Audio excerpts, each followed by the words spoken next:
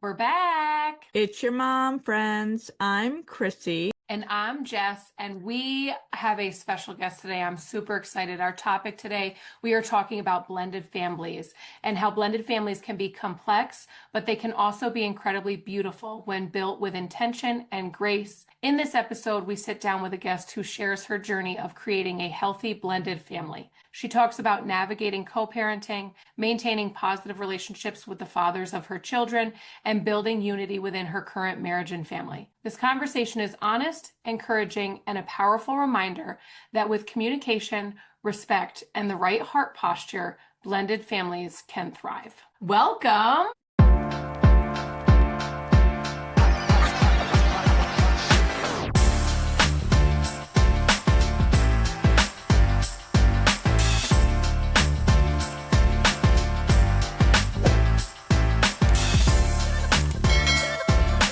Thank you for having me.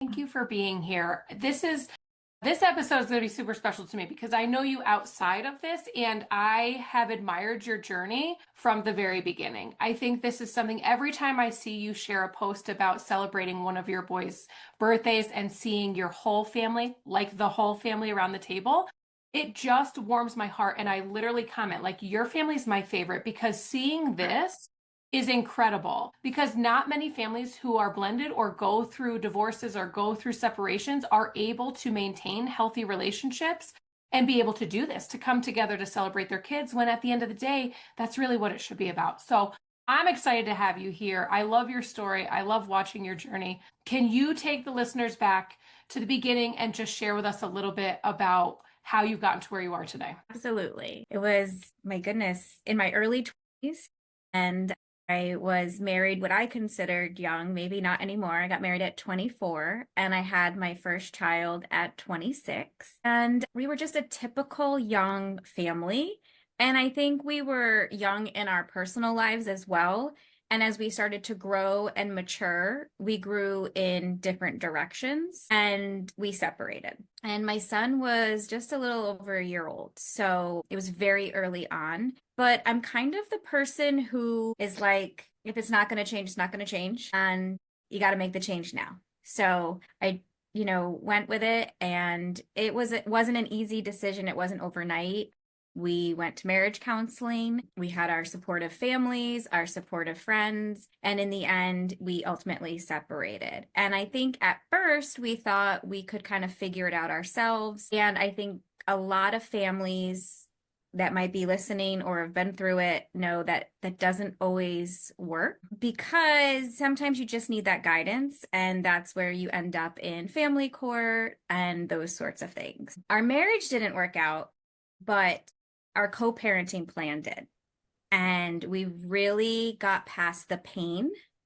And I think that that's the key. That is the key to once you can get past the pain and the anger and go back to where it all started. Was there a friendship there? The love, there's still love there despite everything. And if you can get back to that love in a non-romantic way and put your child as the focus, then, you can build that relationship again. Mm-hmm. So, it's kind of what ultimately led to our blended family and creating our blended family as it is today. Shortly after that, I was in a new relationship, which is also equally as hard on your old relationship.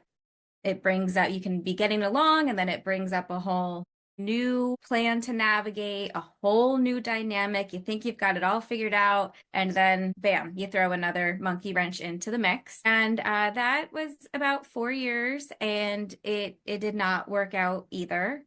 And I have to just put a disclaimer in there that it's just not for everybody. Some people, and if it is for you, that's awesome. It is not rainbows, glitter, unicorns, dinner around birthday tables at first. It takes a lot of work to get to that point. So through a lot of work and rebuilding a friendship, and ultimately putting the children at the center of working out the plan, we were able to now coexist as two dads, two kids, mom. We'd walk around the primary school with the kids and together for different events, and we'd show up to sporting events, and it really became a beautiful thing. I then had gotten engaged to someone else, started a family, had two additional boys, bringing my count up to four boys. And sorry. You're okay. And we all continued to co-parent well together. There'd be highs and lows. My children's dads would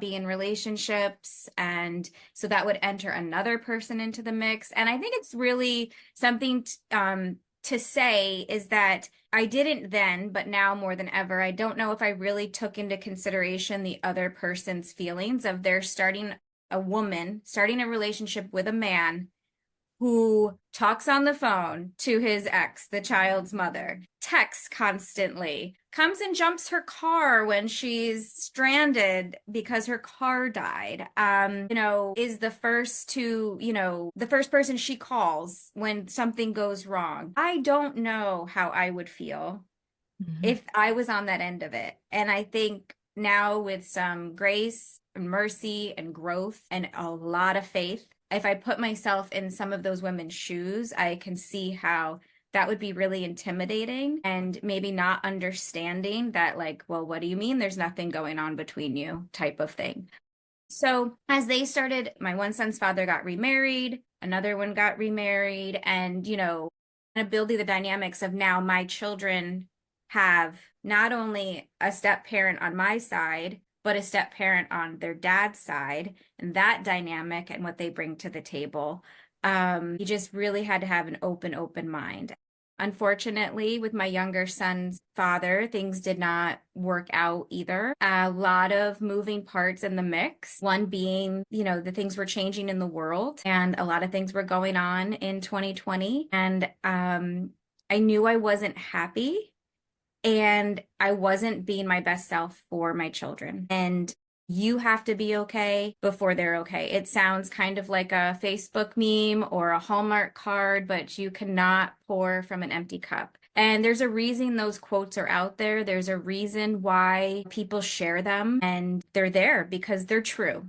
As much as sometimes we read them and we're like, oh, here it is. They're true. You cannot pour from an empty cup. You have to be okay if your kids are going to be okay. And I just wasn't okay. I cared a lot about this person, but I just did not see it working out. And so we separated. And that was probably not the most successful co-parenting journey. I can proudly say today that we sat together yesterday at archery. We meet at gymnastics. We can joke around.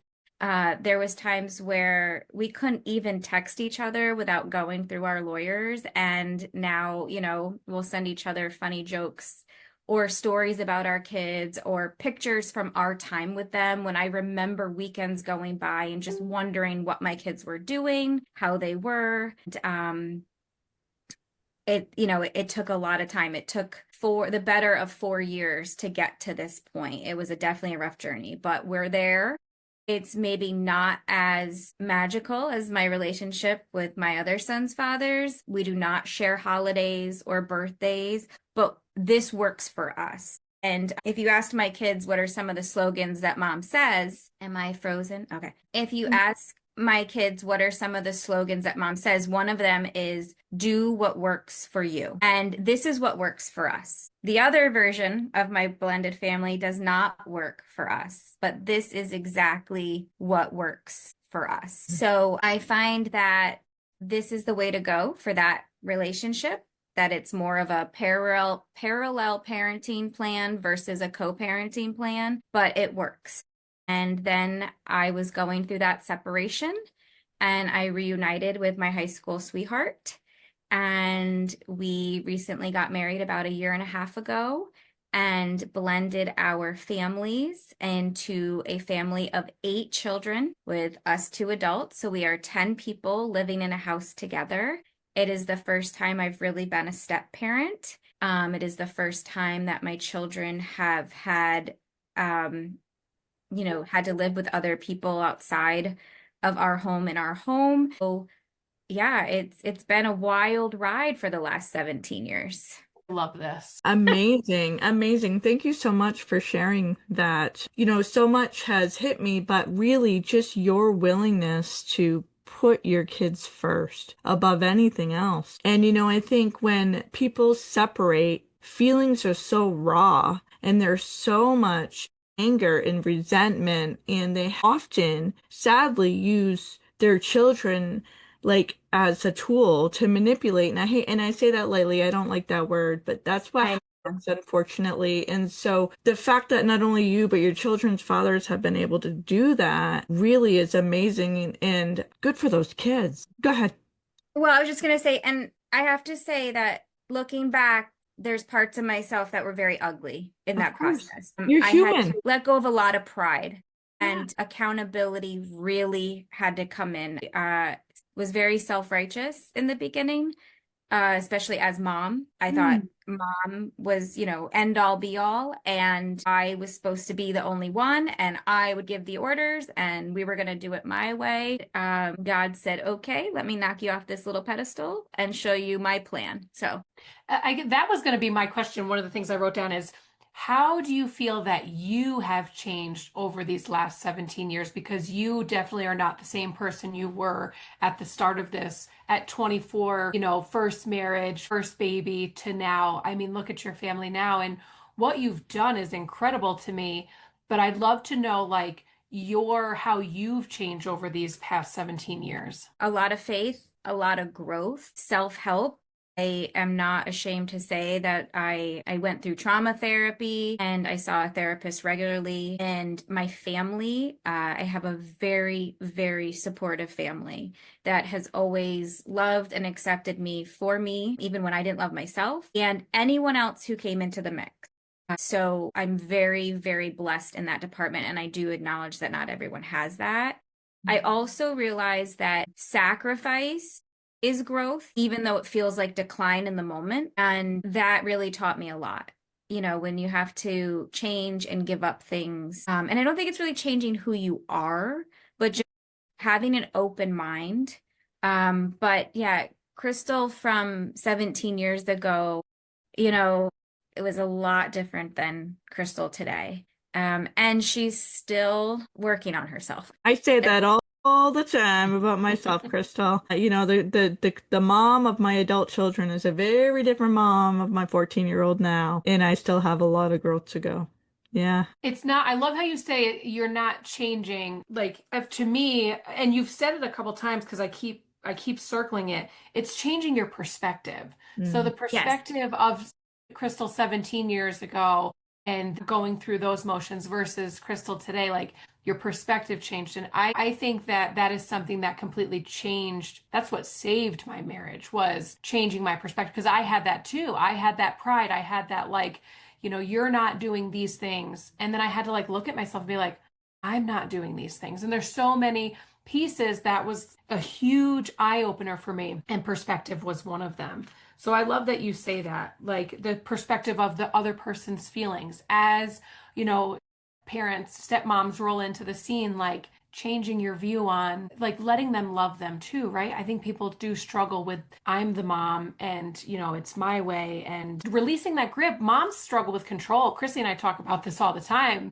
There's so many pieces of our lives that when it comes to our families or our kids that we try and control, when would it be lifting a weight to release some of that control and let other people in to support and love and help? I think I know I am a control freak. My exes obviously know that. And I think some of the mercy that they've bestowed upon me is that they know that about me and they accept it in to a point, and so they know how to deal with it. I think one thing that's like really important is that there's no superior parent. And when I learned that, like, when my kids aren't with me, I miss them so much. And when I started thinking, well, that's how the other side feels when they're with me. And that's like a huge mind shift. And then you just learn that there's no instruction book. None of us, like, nobody gets married planning on getting divorced. So that's the thing. 17 years ago, I had a cute little yellow house and a brand new baby. And I had a huge, beautiful, big storybook wedding. And it was everything that I was told I was supposed to do. You know, you graduate high school, you go to college, you get engaged, you have kids, and you live happily ever after until you don't. I'm curious. I have some logistical questions because like stepmom and blended family and all the things. Tell me what it looks like with extended families and holidays and all the things. How did you go about navigating that? Because some of that is really difficult, right? Do you give up Christmas? Do you not? Do you give up a birthday? Those types of things. And then grandparents and all the things, right? So schedules and custody orders really rule that part Hmm. of our lives. Because of my very beautiful co-parenting with my kids' dads, we have gotten to a place where we have just kind of, it's like a fine oiled machine. We know that every other year, Christmas morning, they wake up with me, they wake up with them. And then we switch to a clock seems to feel like the good spot because it feels like the middle of the day. My family celebrates my extended, my aunts and uncles and cousins. We do Christmas Eve. It's a tradition since before I was born, and everybody goes to my family's house. And so I am so lucky that they have always, whether it's my Christmas Eve or not, allowed my kids to come to Christmas Eve with my family. That is Even what it's about. you know Sorry to interrupt. and that's Yeah. the thing, no, and it's like it's just 2 hours, and it's written into, I think, one of the orders that I have out of fear that it wasn't going to happen. But they're so gracious with that. Birthdays, we kind of split the day in half. If it's a school day, we just kind of figure it out. When we do kid birthday parties, which I don't do a lot of because they're super expensive, we'd rather do an experience. We'll both be at that party. And, in the past, in the beginning, it wasn't always that way. But we've just really found a good way of saying, okay, what time is your family doing this? And, my ex-husband, and I hate calling him that. I'd rather say my first husband because ex just feels so negative. But his parents and I are very close. They're involved in all of my children's lives, all of my stepchildren's lives. They come every year now for Thanksgiving to my house. So it's so amazing. My second oldest son, his dad came to Thanksgiving this year. They show up for the other kids' sporting events, even if their kid isn't running. With my stepchildren, it is not as easy as that.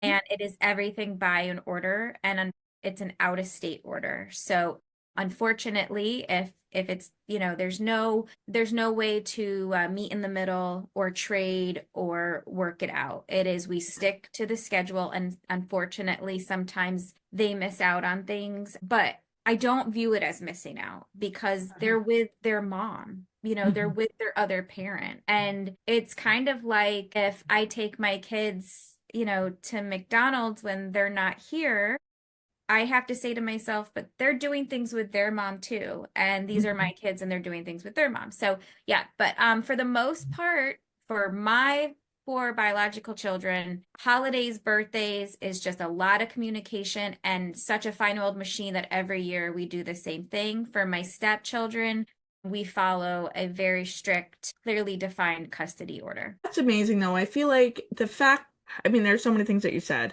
but the fact that like your first husband's family is still very much involved with all the kids and they're showing up for holidays and you're doing things together, that shows your kids that they come first always.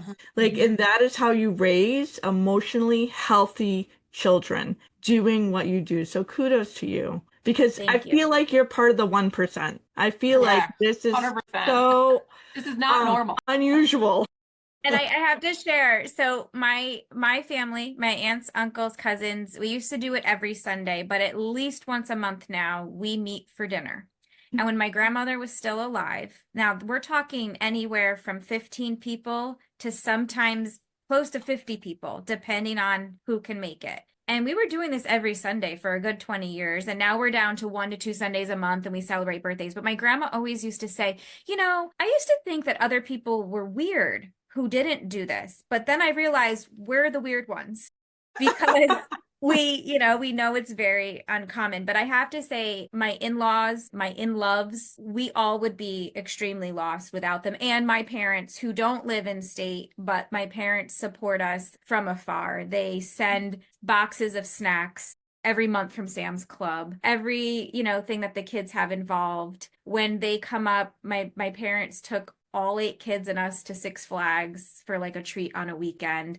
So I have to say we are very blessed, very supportive. There's nothing sweeter than seeing like Nick's kids call my parents Poppy and Grandma, and those sorts of things. And with my in-laws from my first marriage, we're talking like the most support that we've ever gotten as a family. My second son, who is not their biological grandson, would have a fever and they would keep him for the day at home sick so I could not have to call in sick to work. Like that, it's rare. It's really rare. It is rare. We talked about needing to have a village in our last podcast. It'll drop pretty soon there, but having a village is so important. And then when you have a village of just extended family and everybody's included, that's just pretty dang special. I love that. Yeah. Well, something you said early on that just keeps like resonating with me is rebuilding that friendship because, they are special to you in a certain way. And like we've said, our emotions in the moment. I think I talked about this on the last episode too, that's going to drop this week about just, are we making decisions based off of a rush of emotions in a hard situation that could ultimately negatively impact these kids? Like, I want to make decisions with a clear head and an understanding of the situation prior to ultimately negatively impacting these kids. And so really just getting back to the root of, we may not work, this relationship may not ultimately, but a friendship should always be able to be there for these kids because, I've talked before, I went through a divorce. My parents couldn't be in the same room for years. Like they hated each other. And when I had Deegan, I was like, well, I'm not having 2 birthday parties. I'm not having 2 Christmases. You guys will come together for this kid because I'm not doing what we went through as a kid. And it does stick with you. There are things, that I've had to work out of myself because I just thought it was normal. So when Jim and I separated, I was like, I'm not doing it that way. We're going to co-parent. We're going to be friends. Despite what we have going on, I want to do this right for these kids. Your boys, your older ones are now teenagers. And do you ever get like feedback from them? Like this is just a norm to them. So this is incredible that they'll just grow up knowing that they have one big, beautiful blended family and they can count on all of these people because they show up for them in ways that, it just becomes a norm to them, which is incredible. But do they ever say anything to you or ever have insight about the situation? They do. There's a really neat story. We were around the table and we always call them the big kids, versus the little kids, because we have 4 teens, back to back consecutively. So right now they're a year apart, which means, just so you know, 4 cars, 4 sets of braces, 4 college tuitions right back to back. But that being said, as we are going through the thick of it of my husband's situation, and we feel we can be very open with some of the older teens. My boys, we don't share with Nick's kids because it's protecting their peace and their things, but being able to communicate with my son. He's 17 years old. He's almost a man. He is a man. It's very scary. We were sitting there and I said something. Well, when your dad and I went to court, and the look on his face, and he goes, "You and dad went to court?" And I think he was about 16 at this point. And I was like, yeah. I said, that's why you go to dad's on Thursday nights and come home Sundays and blah, blah, blah. And he never knew. And he was blown away. I was blown away. I was like, yes, we did it. We did such a good job. He didn't ever know. And then he was just shocked that like, oh, I thought you guys just, were so good at this and figured this out. And I thought back to so many times where it didn't matter. We could be in a full out war. And we would be at an event and I'd be like, the 3 of us are taking a picture together and there was smiles.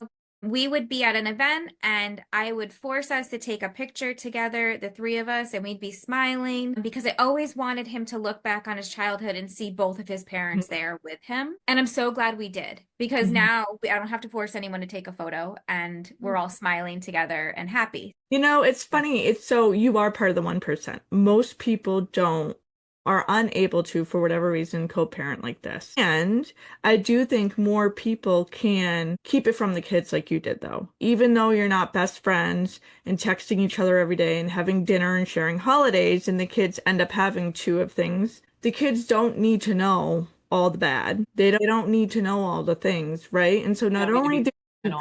right. Not only did you create this beautiful blended family, but you were also able to keep them from all that adult conversation and heaviness of a separation. It gets really hard when parents put that on kiddos. And sometimes it's not even intentional. They don't Right. even realize that they're doing it. They're just so hurt that they might be confiding or telling their kids what's happening and unintentionally putting them in the middle. And so even if to the listeners who might not be having their exes over for dinner or shared holidays or anything like that, there still is a way to be able to navigate co-parenting that makes it so the kids Preserves their, don't know yeah. how you truly feel. Right. Right? Preserving the kid's childhood. I think that Yeah. is you only get a few short years of Hmm. this kid's where their childhood is a pure childhood. And Hmm. despite what's happening relationship wise, really putting them at the center and the core of it and making decisions that are best to preserve their mental health, their Hmm. childhood moving forward. What kind of emotional support are they getting? But the problem is, I mean, if we're being honest, because we like to be here, there's a lot of adults that walk around that are not emotionally capable of having these kinds of situations and thinking about emotional support or mental health. We don't have these conversations enough. We don't talk about this enough where a lot of times people are making rash choices, rash decisions. They're letting anger lead the way. They're letting their emotions make the decisions for them. And the kids are just a bystander. And this is a unfortunate situation that the kids are going to have to go to, but we don't think about in 30 years, how is it affecting them? What, Well, yeah, go ahead. well, I was just like, I think if whether you're married or not, if it's just a relationship, if you're married, that is ended, but your commitment to your kid hasn't. Hmm. And Right. so like that is like the thing for me is just keeping the child so center focused. And Hmm. like it's easier said than done because I'm not going to say there hasn't been times where I haven't been like so fired up or so upset or the number one thing is that you have to get in your head is it's not about winning. Correct. For so long I just wanted to win that you lose sight of like what it is.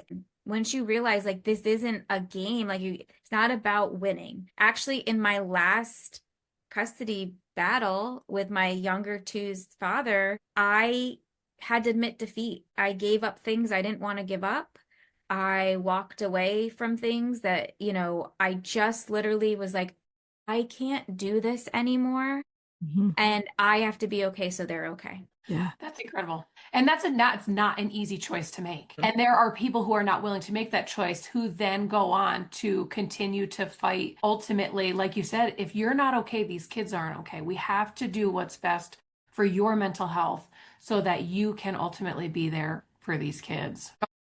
We were just admiring you. And we were Oh, like, thank this is you. why I was like, Chrissy, this is why I want to have Crystal on because you are not the norm. But I think if we can share this story with people and just change perspectives, be okay. It's not about winning.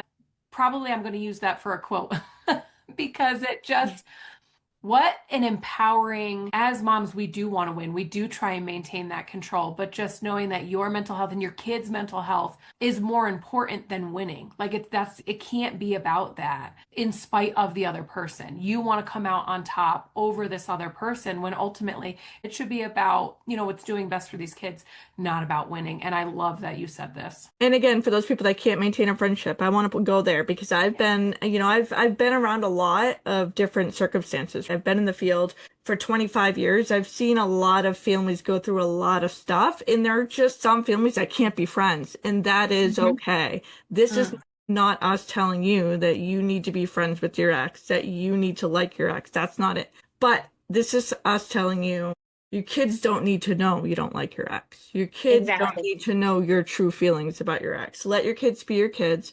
Let your kids love you. Let your kids love their other parent and their Right. extended family without guilt or being, made to think one thing or another. So this is about really putting them first because that's how we win is when our kids win. And when our kids win, they're allowed to love both parents when it's safe to do so. And even though when it's not safe to do so, kids still love their parents. We need to protect them, of course. So this is not saying if they're unsafe, I have to put that plug in too. If you have safety Right. concerns for your kids, by all means, protect them Right. Yes. first and I foremost. I had taken some notes, before we did this of writing down things that came to mind and some of the things Jess and I like had sent over.